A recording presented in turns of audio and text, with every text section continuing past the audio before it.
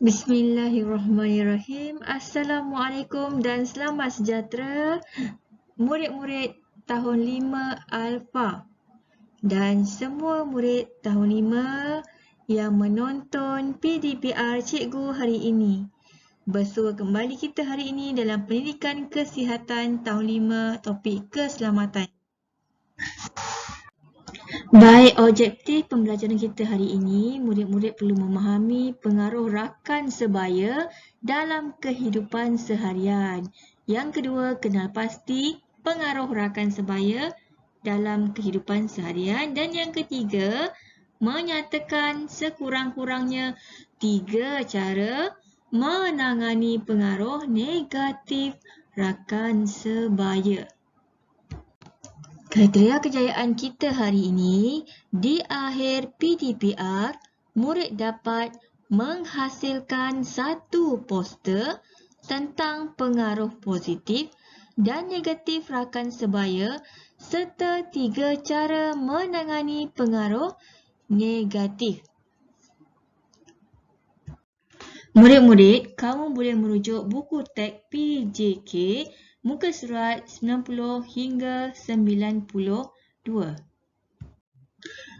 Baik, semua dah bersedia? Mari kita teruskan. Rakan sebaya. Apa dia rakan sebaya?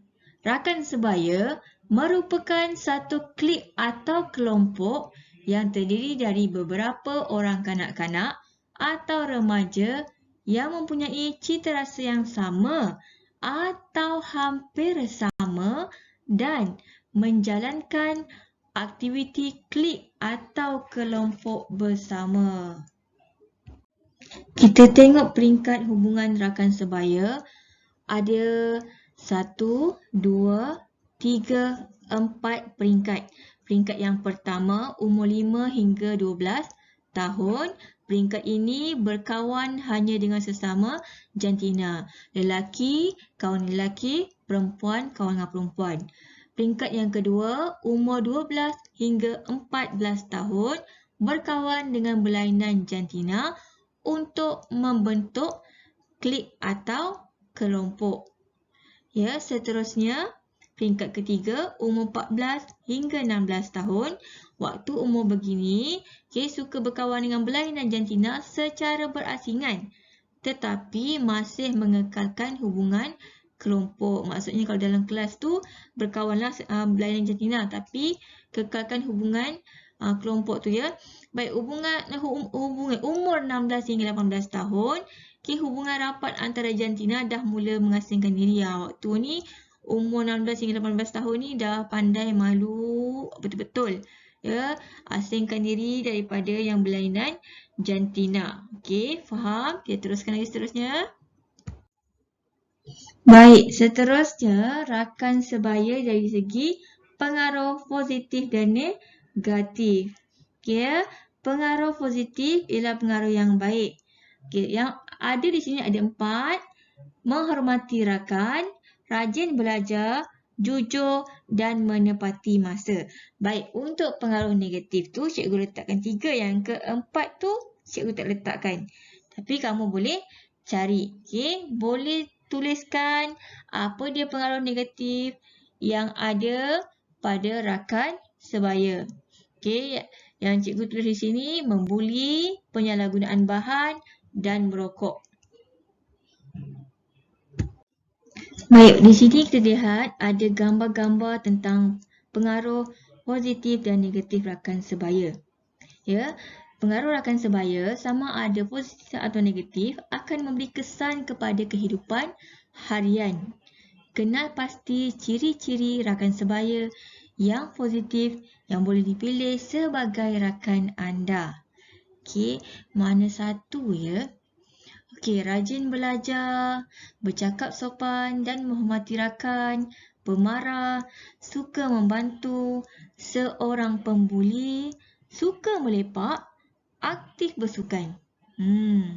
Murid-murid, di sini fikirkan, pilih yang mana pengaruh positif rakan sebaya, yang mana pengaruh negatif.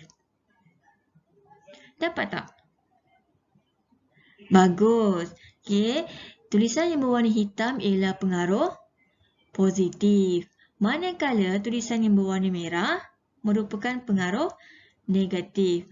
Okey, bagus. Kita perlu tahu cara untuk menangani pengaruh negatif. Okay, di kalangan kawan-kawan, kadang-kadang ada kawan kita yang negatif. Jadi, cara untuk kita atasi kawan-kawan yang mempunyai pengaruh negatif. Baik, yang pertama kamu perlu katakan tidak. Ya, bila ada rakan yang mengajak buat hal yang tidak baik, yang tidak sepatutnya, katakan tidak pada dia. Cuba nasihati dia. Ya, ajak dia ke arah kebaikan.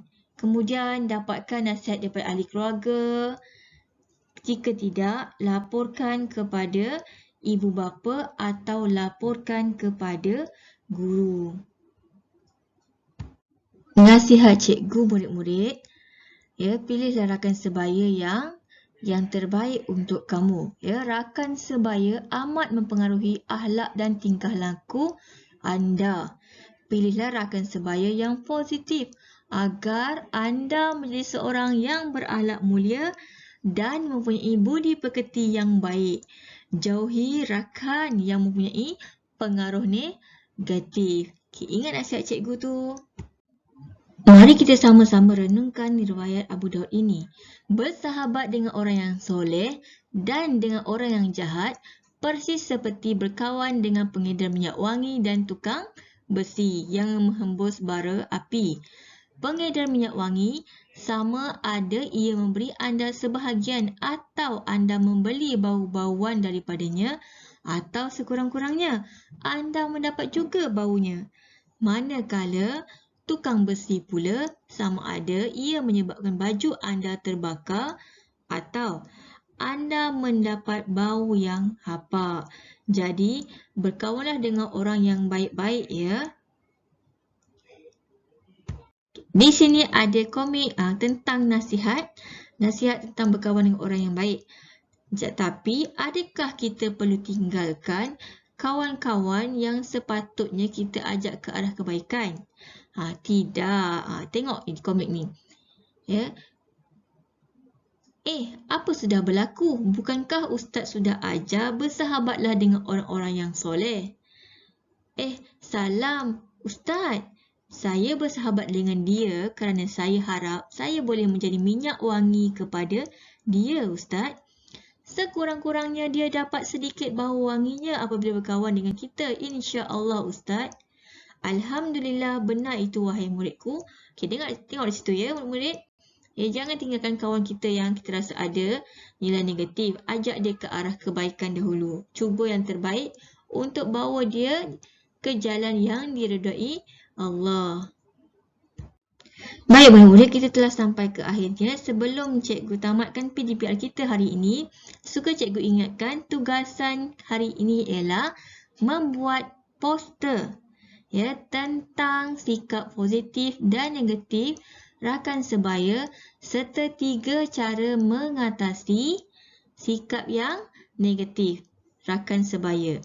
Okay, kamu boleh buat dalam bentuk poster, sama ada dalam buku tulis atau dalam kertas lukisan dan hantarkan kepada cikgu.